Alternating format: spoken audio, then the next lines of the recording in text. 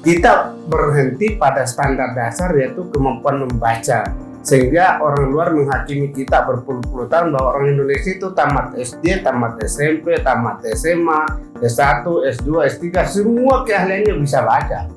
Tidak ada kemampuan untuk mengetahui bahwa Indonesia itu bangsa yang sangat kaya karena akses kita sangat terbatas. Ini kan satu schooling and learning community. Ada UI, ada Gunadarma, kemudian ada berapa Pancasila, kampus-kampus kan banyak di sini.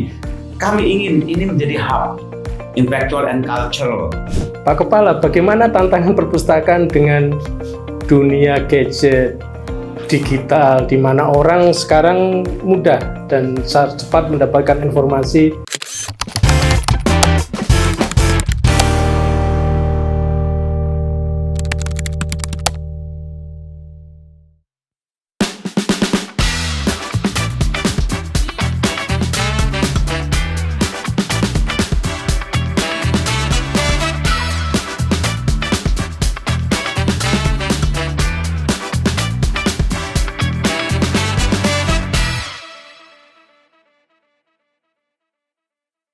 Assalamualaikum warahmatullahi wabarakatuh. Berjumpa kembali dengan GES. Kali ini Perpustakaan UII memiliki tamu yang sangat kita tunggu, yaitu Bapak Kepala Perpustakaan Nasional. Kemudian Bapak Diputi juga hadir di sini, dan sudah barang tentu Bapak Rektor kita, Pak Komarudin Hidayat. Mungkin pertama saya bertanya kepada Pak Kepala, bagaimana sekarang dunia kepustakaan kita, Pak? Mohon izin, Prof, Pak Deputi. Yang pertama kami jelaskan kepada pendengar kita bahwa dunia perpustakaan telah bertransformasi 360 derajat. Yang pertama adalah bukan lagi paradigmanya perpustakaan dijangkau, tapi perpustakaan menjangkau masyarakat dalam bentuk digital. Yang kedua, proses pembagian tugas di perpustakaan itu adalah 10% memanage collection, 20% memanage knowledge, dan 70% transfer knowledge. Karena itu memang pustakawan dan pengelola perpustakaan di seluruh dunia sudah bertransformasi kepada pelayan ilmu pengetahuan untuk dunia akademis. Sebagaimana kita tahu bahwa untuk mengantarkan satu universitas menjadi world class, dia harus mampu menyiapkan dan mencetak buku sebanyak mungkin, memiliki jaringan seluas mungkin, dan mampu menjadi katalisator daripada perkembangan ilmu pengetahuan dan teknologi, sekaligus mampu menciptakan inovasi dan kreativitas baru dalam segala hal terkait dengan produk-produk teknologi canggih, sehingga universitas-universitas yang masuk dalam world class seperti MIT, Stanford, Cambridge, Harvard itu adalah universitas yang secara nyata memang memberikan bukti tentang keunggulan teknologi yang sekarang berlaku di seluruh dunia. Kira-kira begitu. Jadi dengan kecanggihan dunia teknologi dan juga kaitannya dengan kemajuan dunia digital, itu dampaknya bagaimana, Pak Diputi, tentang masalah ini kepada dunia kepustakaan, terutama kepustakaan di tingkat akademis dan masyarakat, ya? Ya, saya pikir apa yang disampaikan oleh Bapak Kepala tadi, bahwa sekarang ini sudah sangat berubah apa yang disebut dengan knowledge driven economy. Jadi pengetahuan itu menjadi faktor utama pertumbuhan ekonomi. Dan ini terbukti dengan berbanyak adanya e-commerce. Ya. Orang tak perlu punya resources yang banyak, tidak perlu punya tenaga kerja yang hebat, kan itu. Bisa menjadi pemain-pemain global dan bahkan menguasai sektor ekonomi yang sangat luar biasa. Nah, fungsi perpustakaan di sini bagaimana? Terus perpustakaan tadi sudah disebut oleh Bapak Kepala adalah transfer of knowledge. Itu dulu. Tidak lagi menjadi menara gading yang hanya menumpuk buku saja. Tetapi bagaimana layanan inklusif perpustakaan itu bisa merubah perilaku, menemukan ide gagasan baru oleh masyarakat melalui tentu konten-konten terapan yang ada. Sehingga transformasi ahli pengetahuan itu menjadi bagian yang sangat terpenting bagi perpustakaan sehingga merubah perilaku masyarakat menjadi orang itu inovatif, kreatif, dan produktif yang akhirnya sejahtera. Ini yang kami sebut dengan Bapak Kepala Perpustakaan Nasional adalah literasi untuk kesejahteraan. Ya. Jadi kembali ke Pak Kepala, perpustakaan sudah tidak lagi hanya berfungsi sebagai tempat membaca ya sekarang ya Pak, tapi fungsinya jauh lebih luas kepada masyarakat ya. Memang karena kita merancang perpustakaan sebagai jalan untuk menuju pencapaian tujuan negara, yaitu masyarakat yang adil dan makmur. Sayang sekali bahwa selama berpuluh-puluh tahun tidak dibuat tahapan dan tingkatan sekaligus regulasi sistem pembelajaran kita untuk sampai ke sana. Kita berhenti pada standar dasar, yaitu kemampuan membaca, sehingga orang luar menghakimi kita berpuluh-puluh tahun bahwa orang Indonesia itu tamat SD, tamat SMP, tamat SMA, S1, S2, S3, semua keahliannya bisa baca. Tidak ada kemampuan untuk mengetahui bahwa Indonesia itu bangsa yang sangat kaya karena akses kita sangat terbatas. Tidak ada kemampuan bahwa saya ini kan sarjana elektronik, tugas saya adalah membuat barang-barang elektronik. Tugas saya menginovasikan barang elektronik yang sudah ada menjadi yang lebih canggih. Padahal itu kan suatu proses yang tidak bisa dihindari dalam konstelasi kepentingan antar bangsa. Maka kita harus memulai meyakinkan kepada seluruh sivitas akademi bahwa dunia ini bergerak menuju kepada suatu jalan yang pemenangnya cuma satu. Siapa menjadi negara produsen, dialah pemenang. Pecundangnya adalah negara konsumen. Nah, tinggal kita mau pilih apa negara kita menjadi negara konsumen atau kita mungkin dirancang menjadi negara konsumen. Ini kan pilihan, dan saya kira sivitas akademi dan kampus ini, saya kira karena ini bertaraf internasional, kredibilitas Pak Rektor juga dalam pengalaman panjangnya baik di dunia pendidikan, dunia politik luar biasa. Jadi saya kira UI ini akan cepat sekali menjadi trigger untuk perubahan dan menjadi salah satu aset bangsa. Bagaimana Pak Rektor? Iya, pertama saya terima kasih ya Pak Syarif Bandu dan Pak Andin kunjungannya ke sini. Ini satu kehormatan ya, kami banyak belajar dari perpustakaan nasional. Pertama bahwa perpustakaan itu bukan sekedar gudang buku, itu kan bisu ya. Tapi bagaimana bahwa perpustakaan itu menjangkau dan bagaimana knowledge yang ada di perpustakaan itu bisa ditransfer, dipraktekkan oleh masyarakat. Dengan demikian perpustakaan juga menjadi jantung pemberdayaan masyarakat, sekaligus juga tempat orang bertanya. Nah, kami ingin bahwa apa yang telah dilakukan oleh Perpusnas itu juga bisa kita kerjasamakan dengan perpustakaan di sini. Kami ingin bahwa perpustakaan di Triple IU ini satu memang untuk mahasiswa kami, tapi kedua juga kami extend untuk mahasiswa yang lain. Bahkan kami juga mengundang beberapa mahasiswa yang sedang riset datang ke sini, kita fasilitasi.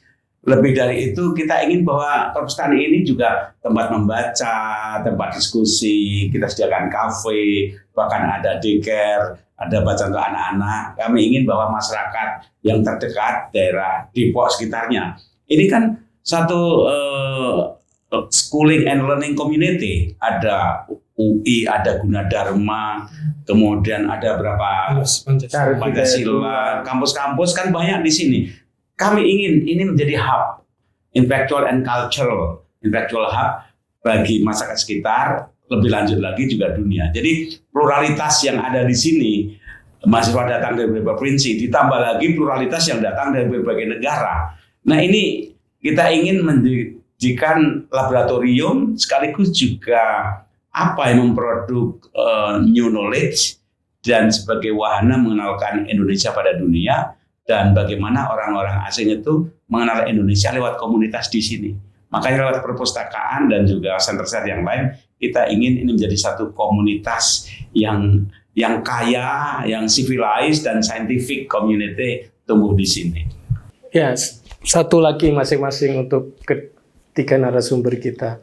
Pak Kepala, bagaimana tantangan perpustakaan dengan dunia gadget, digital, di mana orang sekarang mudah dan cepat mendapatkan informasi, bahkan lewat hal yang dimilikinya yang sangat private. Di kamar mandi dia bisa membaca dan di kantor dia bisa menjadi kendaraan bisa dan sebagainya. Nah, itu gedung perpustakaan dan sebagainya sebagai tempat membaca ini gimana cara mensiasati Ya. kepala? Bagi saya sebagai seorang yang optimis itu kami sudah membuat aplikasi satu-satunya perpustakaan nasional di seluruh dunia yang sejak 2017 menciptakan namanya Digital Right Management, yaitu kesepakatan seluruh penerbit yang legal dengan perpustakaan nasional, di mana semua buku yang dibeli oleh perpustakaan nasional dapat dibaca di mobile phone. Karena kepemilikan mobile phone itu adalah hak asasi, tidak bisa ditarik dan tidak bisa dijadikan keluhan. Sebenarnya satu hal yang menjadi pekerjaan utama pemerintah adalah bagaimana memasukkan mobile phone ke Indonesia yang diimpor itu tidak disertai dengan fasilitas game yang diakses bebas. Karena ini juga sangat merusak moral. Ya, memang handphone itu adalah 100% halal, 100% haram, tergantung mensosialisasikannya. Tapi kami tidak ingin masuk ke dalam problematika kebijakan regulasi. Yang penting kami menyiapkan digitalnya dan semua diakses. Misalnya Ipusnas itu bisa kurang lebih 1,5 juta buku full text di dalam tanpa harus menjadi anggota. Yang namanya Kastara kami siapkan itu sekitar 120.000 manuskrip yang diakui dunia boleh dibaca di sana. Kemudian sekarang ini untuk pembelajaran mulai dari SD sampai tingkat doktoral, Kemendikbud itu 1,5 juta full text, tidak perlu jadi anggota, cukup baca di mobile phone install. Satu-satunya yang memerlukan kartu anggota perpustakaan adalah jurnal ilmiah internasional yang memang berbasis akun. Untuk masuk dalam e-book dan e-jurnal itu harus pakai kartu anggota. Makanya kami datang di sini membawa mesin kartu anggota untuk semua sivitas akademi supaya semua nanti leluasa. Nah, jadi kita harus memfasilitasi baik yang digital maupun elektronik dan cetak. Jadi saya kira memang suatu anjuran yang luar biasa. Misalnya Pak JK menginginkan harus banyak buku cetak juga, karena memang experience orang itu untuk digital dan cetak itu masing-masing berbeda.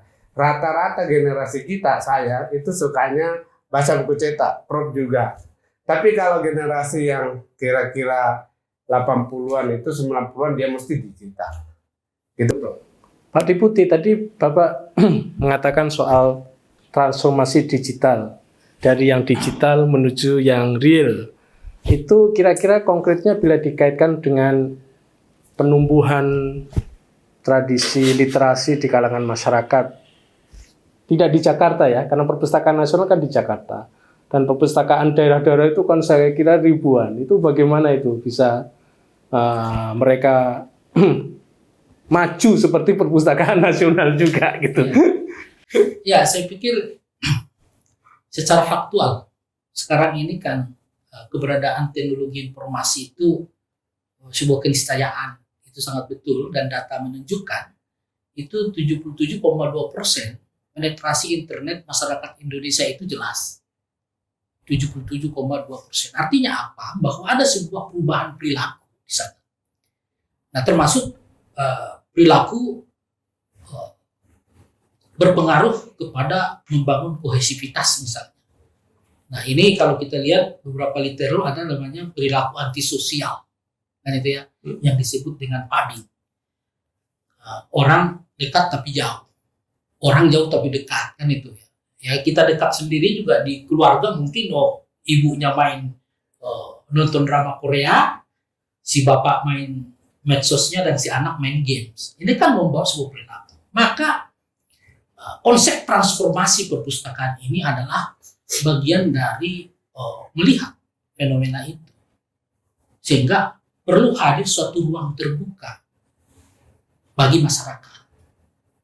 Untuk apa? Belajar secara kontekstual, berbagi pengalaman dengan komunitasnya, kemudian belajar meningkatkan keterampilan hidup. Nah, inilah yang kita inginkan juga terjadi di perguruan tinggi, Prof. Bahwa ada transformasi di sana. Sehingga masyarakat komunitas ini benar-benar berbasis pada knowledge. Kerangka-kerangka kaidah-kaidah ilmiah Kalau kita lihat sekarang ini, ya udah, Google kan ada kan itu Prof ya. Tetapi apakah informasi itu tervalidasi? Itu makanya kita banyak sekali hoax ya Pak Kepala ya. Di mana-mana bisa di setting gitu ya. Public opinion juga bisa di setting karena banyak berseliweran. Nah, perpustakaan nanti akan memfilterisasi itu Pak. Jadi sebagai hak masyarakat, baik untuk anak-anak sekarang sudah dikembangkan namanya pusat informasi sahabat anak, perpustakaan anak, anywhere, anytime, semua orang nanti bisa mengakses pengetahuan. Nah, ini juga sudah kita kembangkan di 3.000 desa bertransformasi yang disebut dengan transformasi perpustakaan berbasis inklusi sosial. Sudah 2 juta dampak yang diterima oleh masyarakat menjadi layak dalam hidupnya. Tadinya mereka pengangguran, ya kan? Dengan ada pelayanan perpustakaan, ada bimbingan teknis di sana, ada bintek di sana, ada fasilitator yang kita berikan di sana kerjasama dengan pemerintah daerah, ujungnya mendapatkan satu inkubasi entrepreneur. Nah itu, tadinya nggak tahu apa-apa nih, ujungnya emak-emak bisa memasak gitu ya, ada rasa baru ya, seperti kemarin dengan Ibu Menteri kita ke Bali Pak. Itu ada komunitas ibu-ibu memberdayakan perempuan, mereka bisa memasak sendiri Pak, minyak kelapa secara tradisional dan bisa dipasarkan. Nah, peranan perpustakaan itu menjadi prime mover di sana Pak untuk kesejahteraan. Seperti itu. Pak Rektor, untuk perpustakaan kita UI bagaimana ini? Ya, pertama saya terkesan ya dan penjelasan Pak Andi dan juga Pak Syarif ini bahwa knowledge is power dan library itu adalah gudang knowledge, tapi bagaimana itu disalurkan, ditransfer, digerakkan masyarakat dengan knowledge itu, maka muncul scientific society ya. Itu ideal sekali dan kita semua arah ke sana. Saya berharap bahwa apa yang dilakukan Perpusnas itu juga dilakukan di perusahaan daerah. Salah satu ciri tanda masyarakat yang maju itu ada perpustakaannya dan museumnya kan. Nah ini kita belum ada, orang sibuk di HP saja. Nah dan sekalian ini di samping saya ini adalah Safik, ini saya senang ya punya passion untuk memajukan menggerakkan Triple IU Library ini dan kami segera akan mengadakan kerjasama dengan Perpusnas dan lembaga lain untuk menciptakan kegiatan-kegiatan yang diawali dengan menghadirkan beberapa sekolah-sekolah sekitar kampus ini. Kami ingin kehadiran kampus ini juga dikenal, dirasakan oleh komunitas sekitarnya, terutama komunitas pelajar. Dengan demikian kami terima kasih ya atas kunjungan ini. Nanti segera kita realisir agar perpustakaan ini bisa diakses dengan ramah ya di sini pada masyarakat yang ada sekitar sini, baik guru, siswa maupun siapa saja. Terima kasih. Ya, demikian perbincangan kami. Satu hal yang mungkin harus kita ingat bahwa sekarang perpustakaan itu bukan sekedar ruang baca, tapi juga menjadi ruang untuk melakukan transformasi sosial yang nyata. Terima kasih kami aturkan kepada Bapak Kepala Perpustakaan Nasional, Bapak Diputi, dan juga Pak Rektor, Pak Komarudin Hidayat. Demikian, wassalamualaikum warahmatullahi wabarakatuh.